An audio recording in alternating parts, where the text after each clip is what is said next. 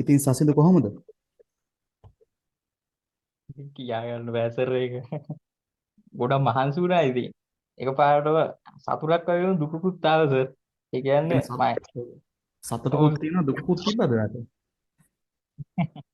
ඒ කියන්නේ සතුට තිබුණේ මං හිතුවේ ගොඩක් අඩු වෙයි කියලා අර ප්‍රශ්න මට පහක් විතර අමාරු වුණානේ සර්.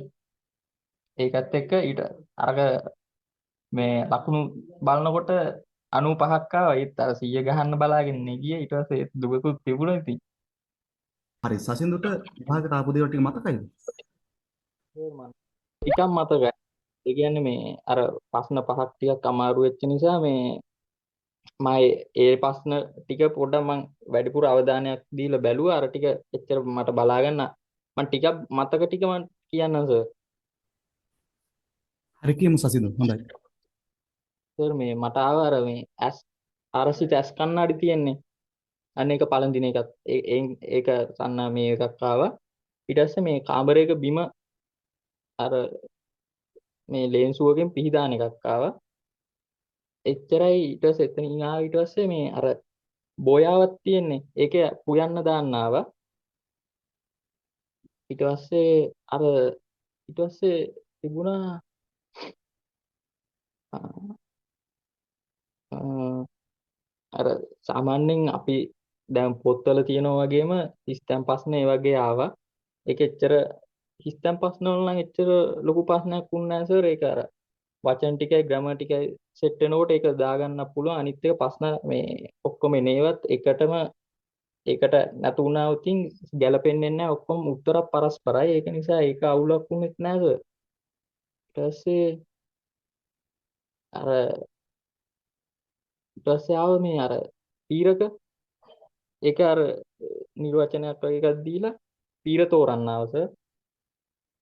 ඊට පස්සේ හංගල් නාල් එකක් සර් ආවනේ සර් මේ ඒකේ ඒක හරි පුදුමයි සර්. මටත් හරි පුදුමයි මේ ඒක තිබුණේ මේ හංගල් නාල් එක 9 වෙනි මාසේ තියෙනවා. ඉතුරු ටික මට ඇත්තටම කියව ගන්න තේරුන්නේ නැහැ. මේ ඒකේ වචන ටිකක් හරි අමුතුයි. ඒ කියන්නේ මම පාඩම් කරලත් නැහැ මට හම්බෙලා නැති නිසා. ඒක නිසා මේ ඒ ටික කියව ගන්න බැරි වුණා. මේ හැබැයි අන්තිම ඡේදේ උත්තරේ තිබුණා. ඒ කියන්නේ ඡේදෙම යට කොටසේ උත්තරේ තිබුණ ඒකම තිබුණ මේ පිල්තුරු වලට ඒක මං ගැහුවා. එතකොට ඒකක් තිබුණා ඒ වගේ සර් තිබුණ මේ අර සම් මේ අර සම්ගේතන් තියෙන්නේ. අනේ ඒකෙන් ප්‍රශ්නයක් ආවා. ඊට පස්සේ ඉච්චරයි සර් මට ඒක නම් ලොකුවට මතක නෑ සර්. ඊට පස්සේ තර්ජී එක නම් සර් ඇත්තටම ලේසි මේ මට එකම එක ප්‍රශ්නේ ඒ කියන්නේ ඇහුනට තේරුම් ගන්න බැරුණේ. අනිත් ඔක්කොම මේ සාමාන්‍යයෙන් ඔක්කොම පොඩි පොඩි ඡේදයක් කියලා සාමාන්‍යයෙන් හොඳට තේරෙනවා අර අපි YouTube වල කරනවා වගේ නෙමෙයි. මේ අර කටහඬ වෙනස් වෙලා අර මේවා එහෙම ඉන්නේ නැහැ. ඒක හොඳටම ඇහුණා. මේ මට සම්බන්ධතාවයක් තියෙන ප්‍රශ්න තුනක්ම ආවා සර්. ඒකත් එතන ආවා. අර මේ පන්හයන් කියලා දීලා දිශාවක් තෝරන්න වෙන්චොක් කියන එක ආවා.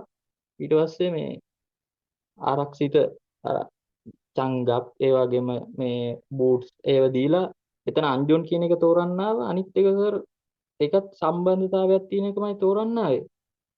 ඒත් ඒක මට හරියට ඊළඟට තිබුණ එක මතක නැහැ සර්. ඊට පස්සේ කියවන එකේ අර හිස්තැනක් දීලා අ, අ, අර ඡේද කියාවගෙන යනකොට අර හිස්තැනට දාන වචනේ තෝරන්න ප්‍රශ්න දෙකක් ආවා. කුසි රසායනික ගහන ඒ කියන්නේ අර මේ 45 වෙනි පාඩමේ තියෙන්නේ. අන්න ඒ වගේ මේ ඒ අර පළතුරු වත්තකට ඒ පින්තූරයක් දීලා නොන්යක් පෙර චිදා කියන එක තෝරන්න ආවා. ඒ වගේ සර් පොඩි පොඩි ප්‍රශ්න ආවේ සර් තර්ජී කරන. ඊට පස්සේ අර මේ මට නම් සර් ආවෙත් නැහැ මේ අර අවසානයේට දෙනෝනේ අර මේ ලොකු ඡේදයක් දීලා අර එකෙන් ඇහෙන දේ ඒකට විස්තරයට අනුව තෝරන්න. ඒ වගේ ඒවා ඒක ආවෙත් නෑ සර්. ඇත්තම මේ තර්ඩ් ගියර් එක නම් ලේසි. එකම එක ප්‍රශ්නය තේරුම් නැත්තේ අනිත් ටික නම් සර් අර අර ප්‍රශ්න පහත් එක්ක තමයි පොඩ්ඩක් දෝලවෙනි ගැහුවේ. කොහොම හරි සර් මට අර ටික ගහලා ඉවරනකොට විනාඩි 20 ගාණක් විතර මං ඉතුරු වෙලා තිබුණා. අර ප්‍රශ්න පහ ඇතුළතම විනාඩි 20 ගාණක් බැලුවේ ප්‍රශ්න පහම සර්. හරි සසින්දු ඉතින් ගොඩක් සතුටුයි ඉතින් ඔයාට ආපු දේවල් ටිකත් අපේ ළමයිට වැදගත්. ඉතින් සසින්දු ඔයාටත් ඉතුරු වැඩ ටික හොඳින් කරගෙන ඉක්මනට කොරියාවට යන්න ලැබෙන්න කියලා හදවතින් ප්‍රාර්ථනා කරනවා. ඉතින් ගොඩක් සතුටුයි පන්තිට ආපු එක ගැන. සර් නිසා තමයි ඉතින් ඇත්තටම ඒ කියන්නේ ඒ කියන්න බෑ සර්. ඇත්තටම සර් නිසා තමයි මේ මම නැත්තම් ඔච්චර ලොකුණක්මක් ගන්න නෑ. මම ඇත්තටම හිතාගෙන හිටියේ සාමාන්‍ය විදිහට පාස් වෙන්න.